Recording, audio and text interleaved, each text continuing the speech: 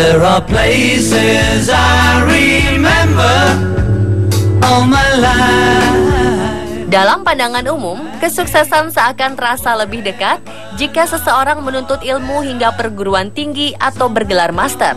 Lantas bagaimana dengan orang yang tidak meneruskan pendidikannya, namun ia dapat menjadi orang yang sukses? Bila dihitung dengan jari, jumlah orang-orang istimewa ini mungkin tidaklah banyak. Namun mereka membuktikan mereka juga bisa sukses, bahkan produknya digunakan oleh hampir seluruh orang di dunia. Seperti kisah Bill Gates, Steve Jobs, Mark Zuckerberg, Steven Spielberg, bahkan almarhum Bob Sadino. Selain mereka, on the spot memiliki daftar berikut dalam kisah sukses setelah putus sekolah. No one compares with you, and these memories lose their meaning.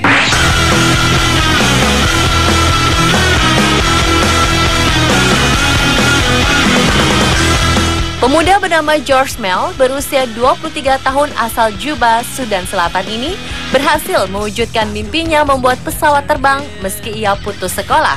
Sungguh menakjubkan, merujuk fakta ia mampu membuat pesawat secara otodidak tanpa harus mengecap bangku sekolah. Seperti dilansir BBC Indonesia, George Mel memang memiliki mimpi untuk terbang sejak ia kecil. Namun ketika ayahnya meninggal, ia terpaksa meninggalkan bangku sekolah menengah atasnya. Kepergian sang ayah tak membuat Mel berputus asa. Ia tetap belajar hingga akhirnya sukses membuat pesawat secara otodidak. George kecil begitu ingin tahu apakah ia bisa terbang layaknya burung. Sayang percobaannya dengan mengambil gorden dan menggunakan batang besi untuk sayapnya dan naik ke atas genteng tak berhasil. Ia pun terjatuh. Ia hampir saja mematahkan kakinya. Walau demikian, Mel tetap semangat untuk belajar sebanyak mungkin mengenai dunia penerbangan. Dan kini, ia telah membuktikan dirinya mampu sukses dengan berhasil menciptakan pesawat. I even quit smoking weed. I'm taking it online course.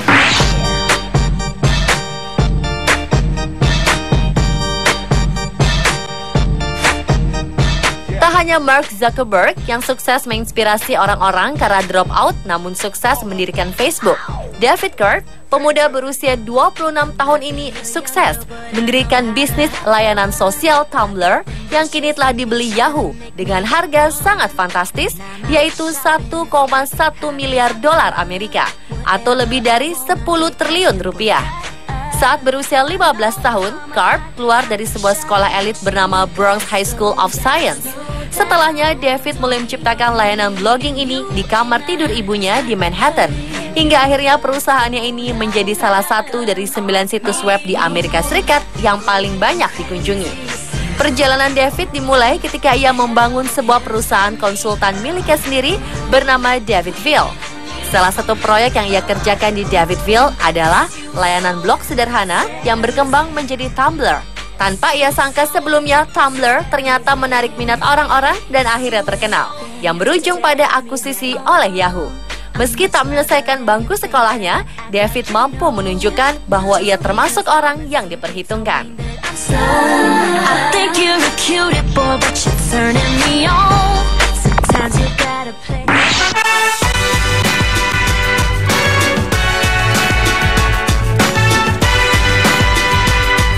Pria asal Singapura ini sewaktu kecil adalah penggemar berat games dan TV. Dalam sehari, ia bisa berjam-jam di depan TV, baik main games atau menonton TV. Adam Khoo dikenal sebagai anak bodoh. Ketika duduk di kelas 4 sekolah dasar, ia dikeluarkan dari sekolah. Ia pun masuk ke SD terburuk di Singapura. Puncaknya adalah ketika beranjak masuk ke SMP, di mana ia ditolak oleh 6 SMP terbaik di Singapura, dan ia masuk ke SMP terburuk di sana.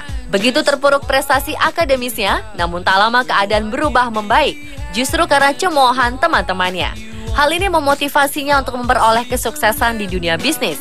Prestasi Adam di dunia bisnis ditandai pada saat Adam berusia 26 tahun, di mana ia telah memiliki 4 bisnis, dengan total nilai omset per tahun 20 juta dolar atau sekitar 200 miliar rupiah. Kisah bisnis Adam dimulai ketika ia berusia 15 tahun. Ia memulai bisnis musik box, lalu bisnis training dan seminar. Di usia 22 tahun, Adam Khoo merupakan trainer tingkat nasional di Singapura. Klien-kliennya adalah para manajer dan top manajer perusahaan-perusahaan di Singapura. Hingga saat ini, bayarannya telah mencapai 100 juta rupiah per jamnya. Beauty in the faces that you never see as you lie to sleep.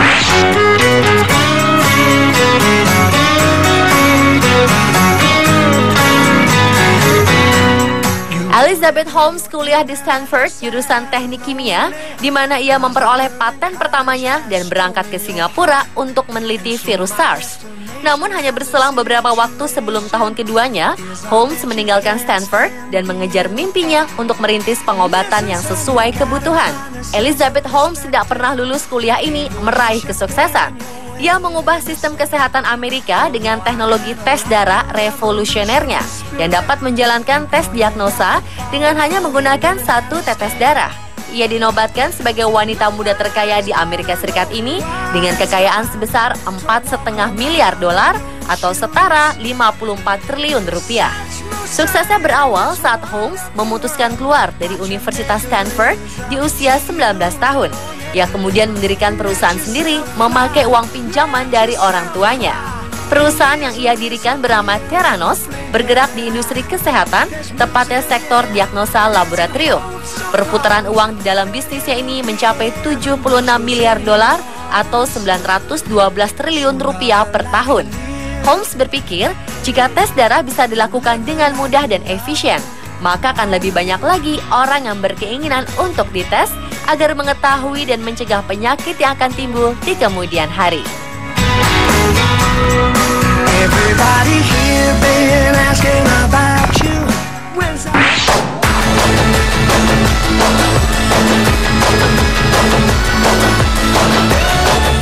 Kusuma Dia Sekar Arum atau biasa disapa Ara adalah gadis cilik asal Salatiga, Jawa Tengah.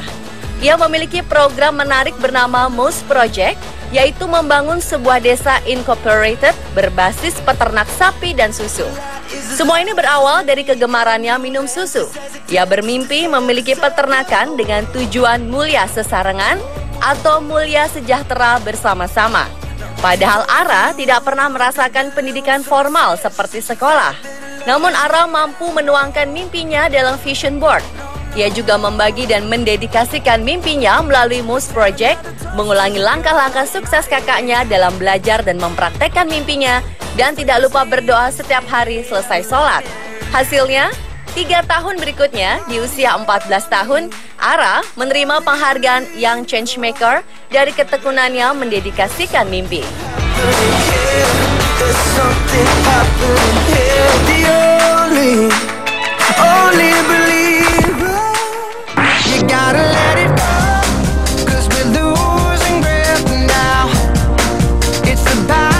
I Gusti Ngurah Anom adalah pengusaha konveksi di Denpasar, Bali. Meski sudah menjadi pimpinan perusahaan yang sukses, Anom masih sering turun langsung mengawasi pekerjaan ratusan karyawannya. Sukses yang diraih Anom tak datang begitu saja. Terlahir dari pasangan petani miskin, Anom tak bisa menamatkan bangku sekolah menengah pertama. Ia bertahan hidup jadi tukang cuci mobil tamu selama 2 tahun. Setelah kerja serabutan, Anom bekerja di perusahaan konveksi milik saudaranya. Selanjutnya, ia mulai memberanikan diri membuka usaha konveksi sendiri 15 tahun dengan modal seadanya. Di tahun 2000, usahanya berkembang pesat menjadi salah satu konveksi terbesar di Bali. 5 tahun kemudian, Anom memperluas jenis usahanya dengan menambah pusat oleh-oleh khas Bali. Usahanya semakin berkembang dengan omset 500 juta hingga 1 miliar rupiah per bulan. Berani, tekun, dan tekad kuat untuk sukses jadi kunci keberhasilan Anom. Tingkat pendidikan bukanlah satu-satunya cara untuk meraih sukses hidup. Dan pemirsa, itulah beberapa kisah sukses setelah putus sekolah versi On The Spot.